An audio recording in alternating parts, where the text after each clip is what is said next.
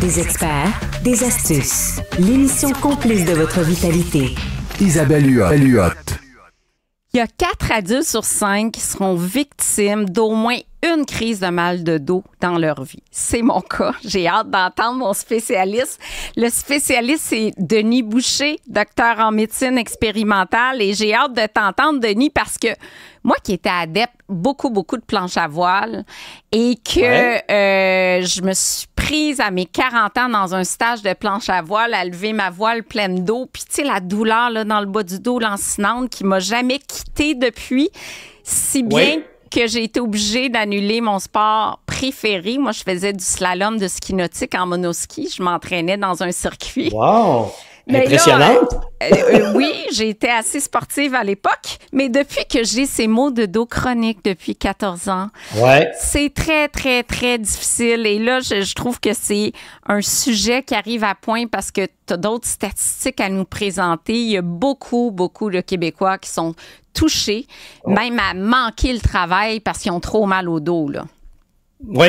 Ben, tu vois, en général, dans la population, on a 16% des personnes, autant hommes que femmes, qui présentent des maux de dos chroniques.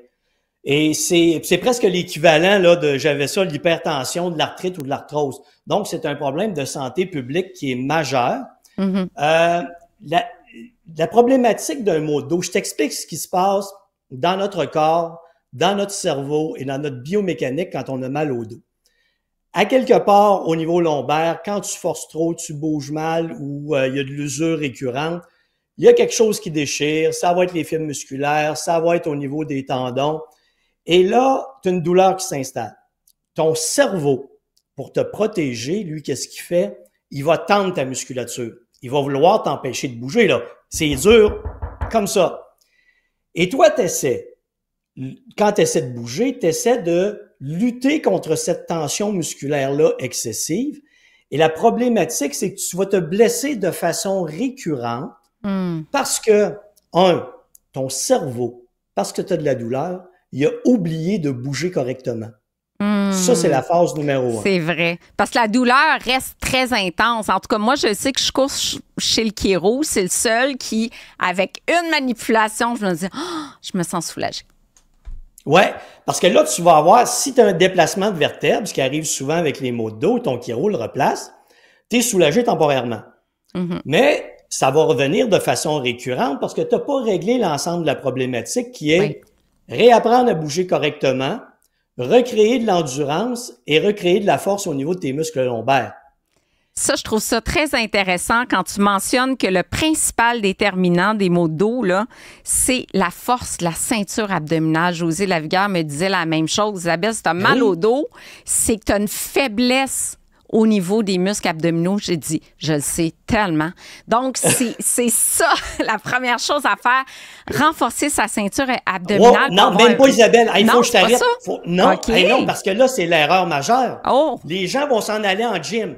Ils vont dire, là, je vais commencer à m'entraîner. Je vais forcer. Je vais travailler mon dos. Qu'est-ce qu'ils vont faire? Ils vont se déchirer encore plus. Ils vont se blesser encore plus. Puis ils vont retourner à la maison. Et ça va s'arrêter là. Ils seront plus capables de bouger. Il y a 4 étapes en réadaptation qu'on emploie pour réadapter un dos. OK? Ça, c'est long. C'est plate.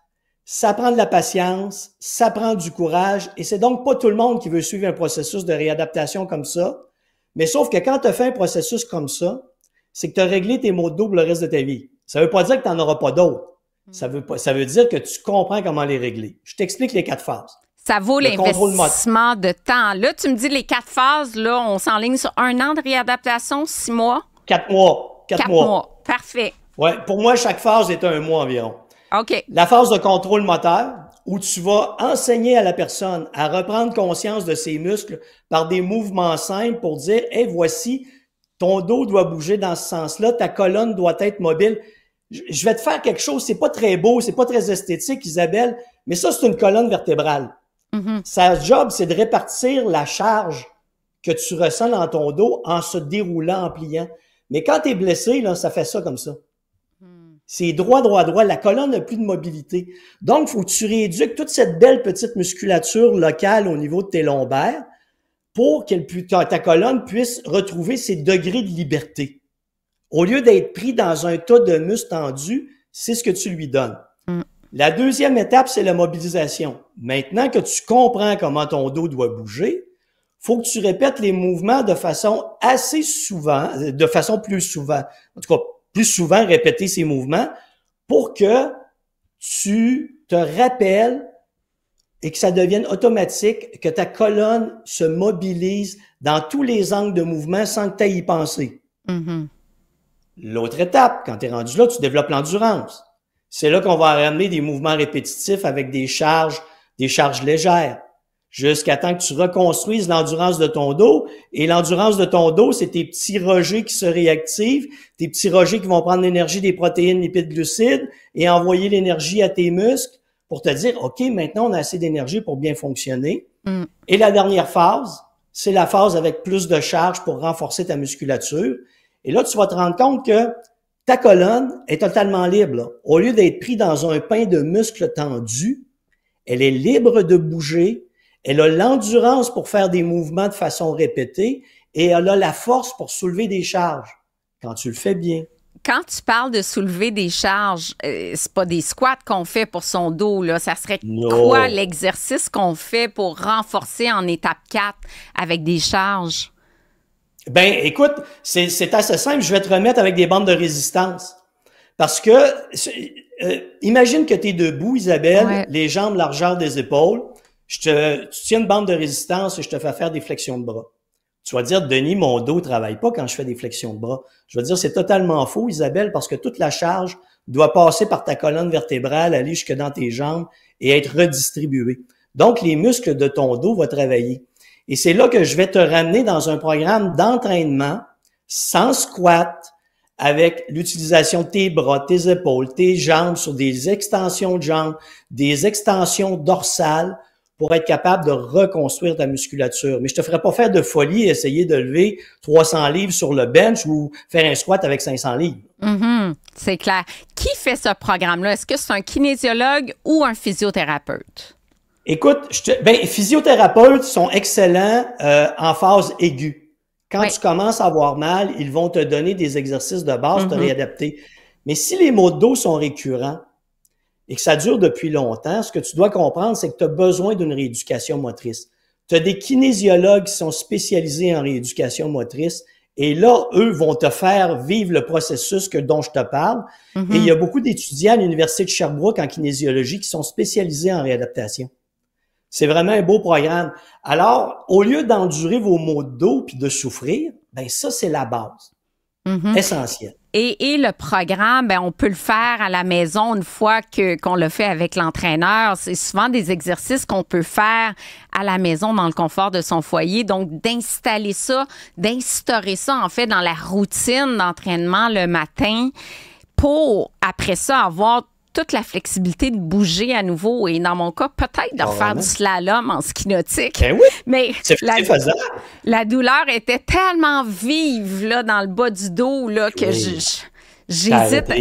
C'est que j'ai arrêté. Maintenant, je fais du surf parce que c'est super facile puis on tombe à 11 000 à l'heure. Donc ça, on se fait moins mal. Mais c'est important ton sujet d'aujourd'hui parce qu'en général, un mal de dos, là, on parle de 51 jours d'absentéisme au travail. Ouais. C'est presque, ça coûte 2800 $ à l'entreprise notamment. Donc, il y a beaucoup de conséquences. On a parlé de... J'ai-tu le temps de te parler de l'aspect psychologique qui est important, Isabelle, là-dedans? Oui, puis de la prévention aussi, parce que là, on a parlé de réadaptation, donc comment prévenir et l'aspect psychologique, L'aspect psychologique, Isabelle, je vais te faire une séance de torture aujourd'hui, OK? Imagine que je place ta main sur la table et que je l'attache. Je prends une aiguille et je la pique dans ta main et je l'enlève. Tu vas ressentir de la douleur, tu vas ressentir l'intensité de la douleur. Imagine maintenant que ta main est attachée. Je pique une aiguille. Je la laisse là. Je te regarde avec un regard sadique. Et là, dans ta tête, qu'est-ce qui se met à rouler? Hey, l'aiguille, elle va rester là combien de temps? La douleur va-tu être là encore? Est-ce qu'il va y avoir de l'inflammation? Comment ça va être? Est-ce que je vais être capable de bouger ma main dans une heure? Et là, tu te fais un scénario catastrophe. C'est ce qui arrive la douleur. Ben oui. Donc, l'intensité de la douleur, c'est quand je te pique. La sensation de la douleur, c'est tout le scénario catastrophe que tu crées alentour. Et ça, à travers un programme de réadaptation, il faut l'adresser. Parce que Souvent, les gens n'ont plus aucune blessure au niveau du dos. Ils ressentent encore énormément de douleur. C'est parce que le cerveau la planifie d'avance. Faut changer le mindset. Ça, c'est vraiment difficile. Est-ce que tu as des livres à conseiller? Quel genre de... Ça prend un préparateur physique. Qui ça prend pour nous aider à changer le mindset quand on a des douleurs chroniques? Je reviens avec les kinésiologues qui sont spécialisés au niveau de la rééducation physique, vont adresser cette dimension-là. Oui. Parce que tu n'as pas le choix. Tu sais, si tu demandes à quelqu'un, penche-toi, ramasse un crayon à terre, si déjà, avant même de se pencher, c'est la panique dans sa tête, il se dit, je vais déchirer, je vais rester au sol, ça fonctionne pas. Donc, il faut que tu déprogrammes cette conception de la douleur pour en programmer une où la personne se sent en contrôle de son dos. C'est pour ça que la psychologie est aussi importante que la physiologie et le musculaire dans le processus. Bien, j'aime ça, en tout cas, parce que dans les douleurs chroniques, on parle de mal de dos aujourd'hui, mais il y a tellement de gens qui souffrent de douleurs chroniques. Et l'aspect psychologique, faut pas le négliger parce que souvent, ces gens-là tombent en dépression. Il y a énormément de dépression chez les gens qui souffrent de douleurs chroniques. C'est très, très difficile à vivre. Malheureusement, Isabelle, on traite beaucoup la douleur avec des médicaments, ce qui est très bon. Mais lorsqu'on comprend l'aspect psychologique de la douleur, où il y a une construction mentale alentour de la problématique de la douleur et qu'on aide les gens à déconstruire cette problématique pour en reconstruire une nouvelle mentalement, une conception de meilleur contrôle, tu diminues considérablement la douleur. Et ça, il y a des psychologues qui sont spécialisés en gestion de la douleur. Absolument. Fort intéressant. Merci infiniment. En passant, Denis Boucher, j'aime beaucoup ton background. Je sais pas, tu es où aujourd'hui, mais c'est très joli comme fond d'écran. Hey, c'est mon nouveau studio et ceci est une œuvre de ma femme. Ben voyons donc. Écoute, elle est talentueuse, ton épouse. C'est magnifique. Tu serais surprise. Oui, vraiment, là. Il y a beaucoup de tableaux comme ça. OK, mais nomme son nom complet, là, qu'on puisse la suivre. Luce Langlois. Luce Langlois, regardez, ça m'a frappé. J'ai dit, quel décor intéressant. Mais merci infiniment, denisboucher.com et à ta femme, Luce. Bravo. À bientôt. Bye. Bye bye.